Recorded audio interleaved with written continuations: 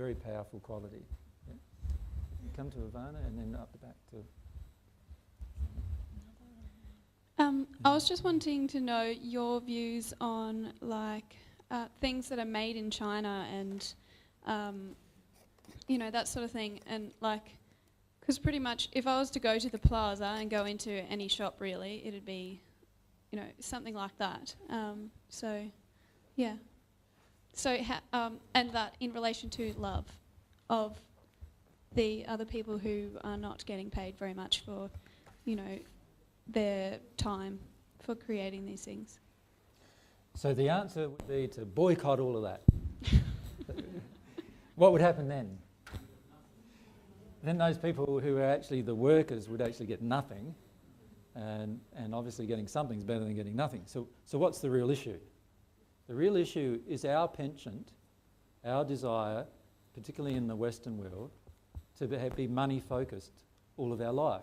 So if I wanted to heal some emotion inside of myself about what's creating this issue, I need to first look at myself and how much I'm conscious of money, how much I'm looking at saving money all the time, how much I don't want to pay what things are really worth, how much I feel like I'm getting ripped off all the time, how much I don't want to work for the money that I get to, how much we are in this state of having monetary system that is based around value, how much we value people with lots of money and value less with those with none.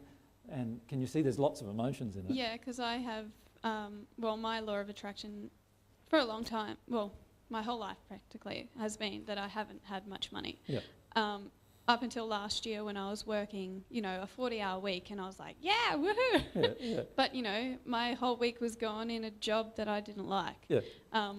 So we're willing to compromise for money, and sell ourselves for money. Yeah, and when I do go shopping, I sort of think, that's not worth blah, blah, blah amount of money. Yeah. So, yeah, that does actually make sense. I haven't actually thought of it that way to actually deal with my stuff. If you think of it, that if every person on the planet did that, then we would never tolerate a person not living on a subsistence wage, for example.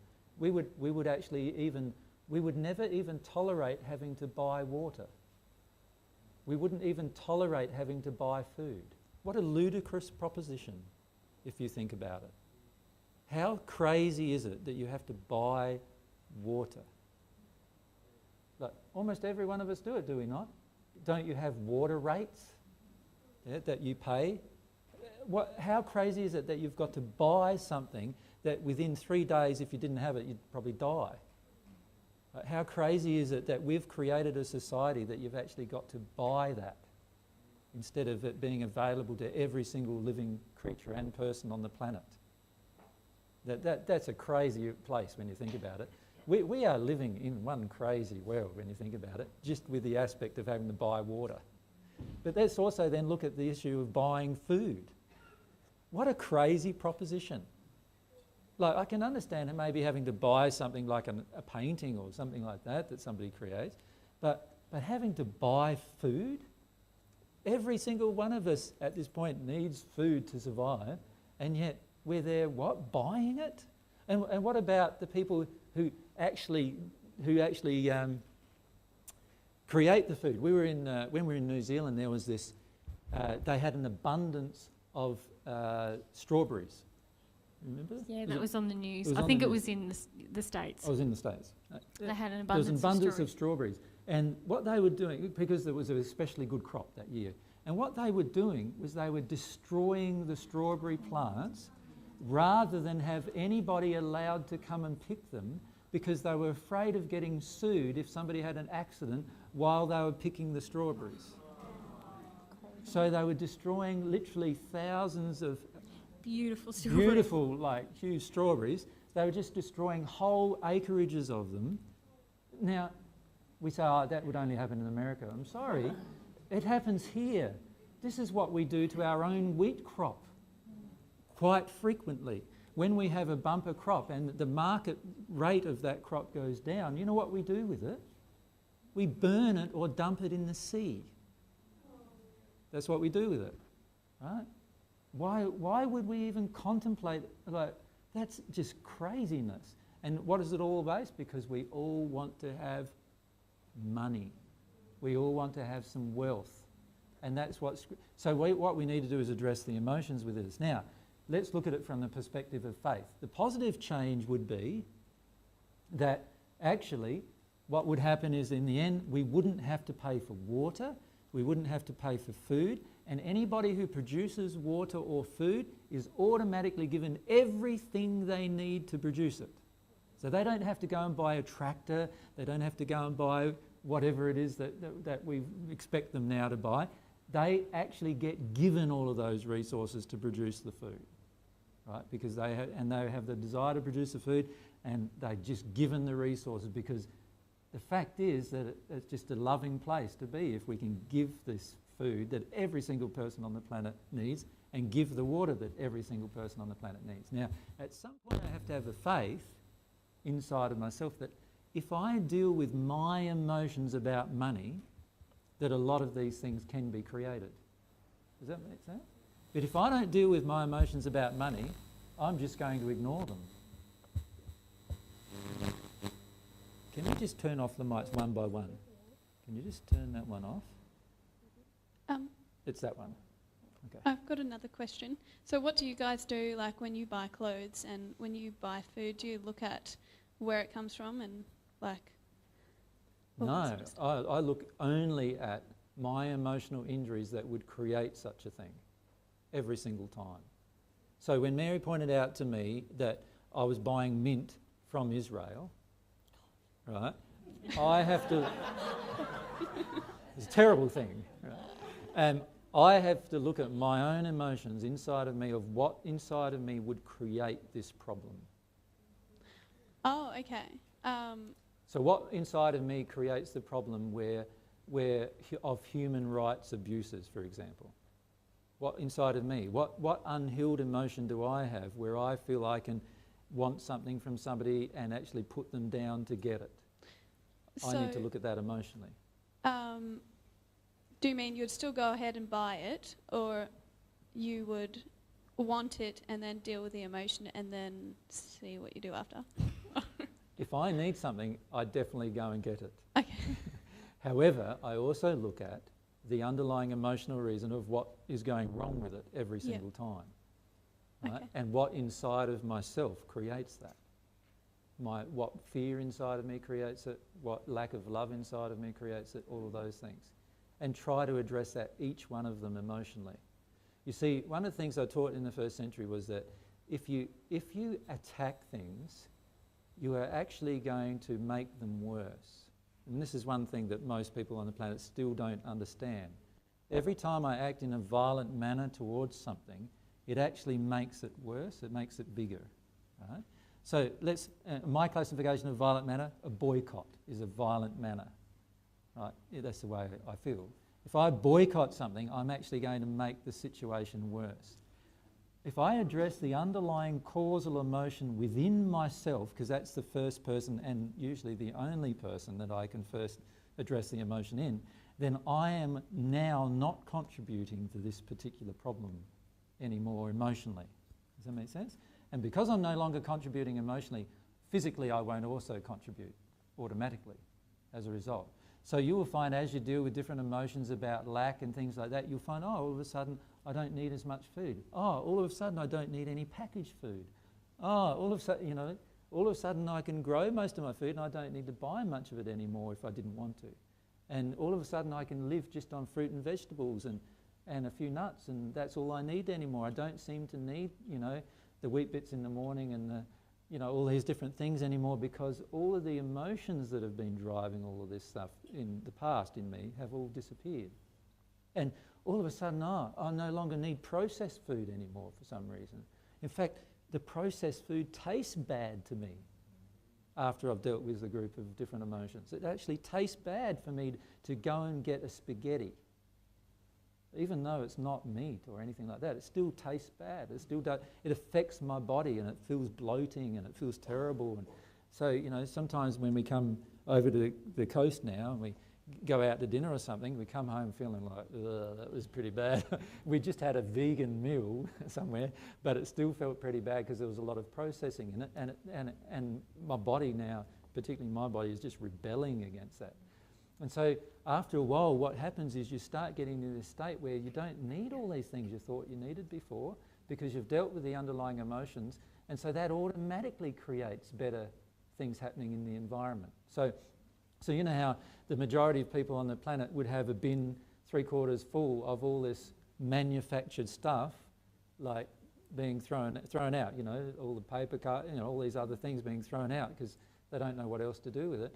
After a while, what happens is you finish up getting a whole bin, and it might last you 2 months. It takes 2 months to fill up the bin, and then after a while, because you deal with different emotions and everything, now you fill up half the bin in 2 months, right? Because all of the other stuff that you're getting and all the other stuff you're attracting into eat and everything else is actually creating less and less and less waste automatically because you dealt with the soul condition that created it in the first place.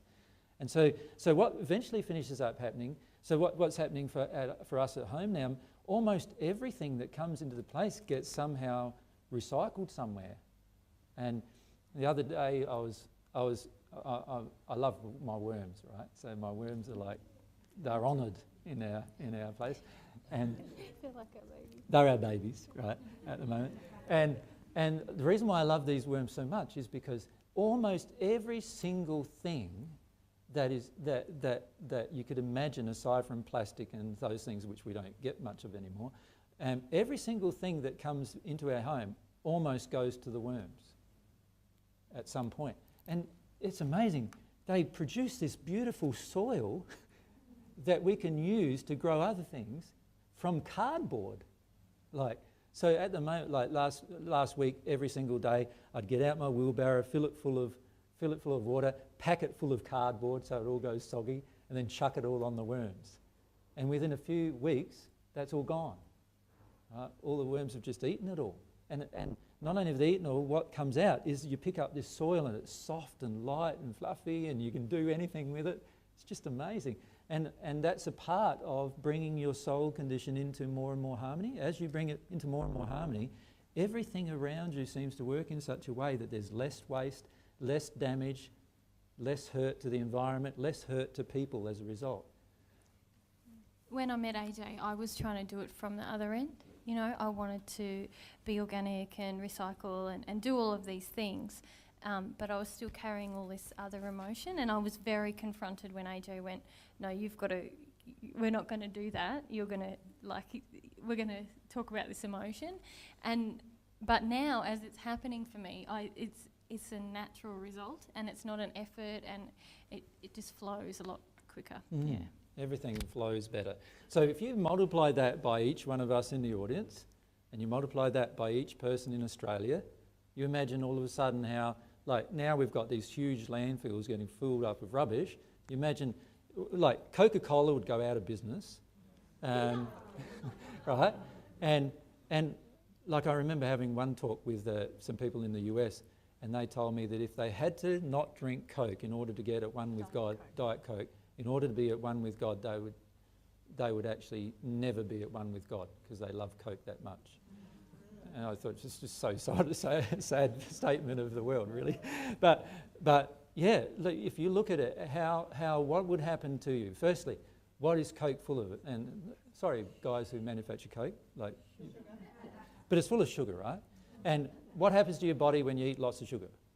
You get lots of problems in your body. Your body becomes very acid. All of a sudden, your body doesn't work very well. You get all these health problems occur because of sugar overdosing. And eventually you have all sorts of internal organs breaking down because of the... Now, if all of us decided out of a love for ourselves, we would never drink a soft drink again. Because it's just really a love of self issue. So out of love of myself, I would never drink a soft drink again. Imagine if everyone in Australia decided we're never going to drink a soft drink again. Now, firstly, all of those, you know what would increase?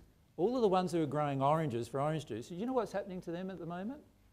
They are letting their trees die because there is no demand. Right? They're ripping them out by the hundreds of acres in the riverland, just letting it all die because there's no demand. Why is there no demand? Because we're all hooked on soft drink, right? So imagine all of a sudden all the juices stuff would start reappearing as well, wouldn't it? Which is much more harmonious with the environment and also with your body. But if you start thinking about everything that's affected, all of a sudden just changing that one little thing, and the reason, because I love myself, all of a sudden there's these huge changes that occur. And all these positive changes can occur just by me making one choice harmonious with love of myself. Just that one choice. You imagine how less plastic bottles there would be by us all not drinking soft drink anymore. It'd be huge, wouldn't it? Like, how much of that goes into landfill and everything else? And plastic, how long does it take to degrade? It's not like glass where you can just smash it up and reuse it or anything like that. It stays in the landfill. You've either got to melt it down again to reprocess it, which means you've got to clean it, melt it down, huge amounts of water resources being used to do all of that. Whereas with glass, you can smash it in, pulverise it into dust and use it in the garden. Right? So totally different. And yet what we've done is, because of our demand, we create the result. So if we're looking at, all right, why is there all this landfill? And I look at the emotion inside of me. Okay, the emotion inside of me is I want a convenient thing, right? That's what I want. And I'm still addicted to convenience myself. Like, I'm still working through emotional issues about being addicted to convenience. Like, we have 28 1-litre glass bottles at home to drink water in. And I still drink out of plastic bottle. Mind you, we get most of it from everyone else, but that's how it happens. But why am I doing that? Because I'm afraid of dropping the bottle in a venue like this and having a big mess to clean up. That's the only reason why I do it. It's an emotion of desiring convenience and so forth. An emotion that needs to be worked through at some point, right?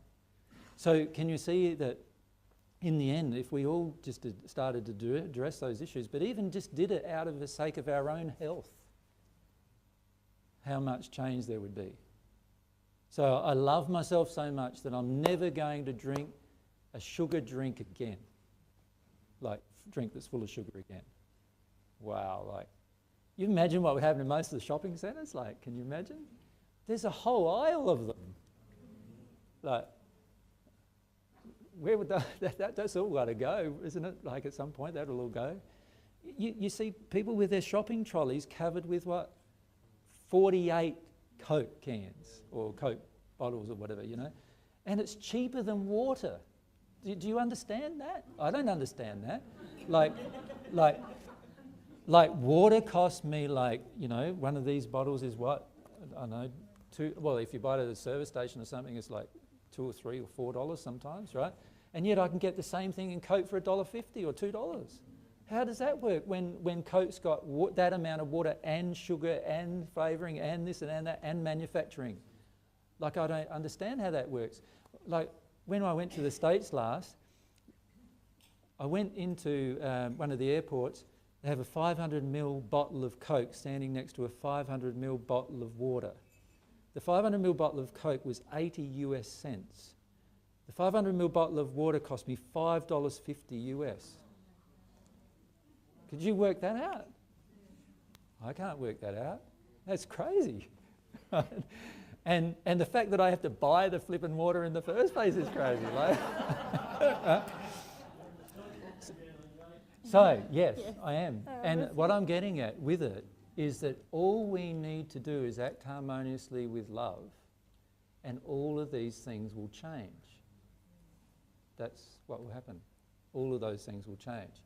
And if I loved myself, acting in harmony with love of myself, many of these things will change. But you know what the problem is we don't have the faith that it's going to. And we somehow think there is no relationship between my personal actions and my unhealed soul condition and what's happening on the earth. And that's totally incorrect. There is a complete interaction, a perfect interaction between what's happening on the planet and my own condition. Everything is linked.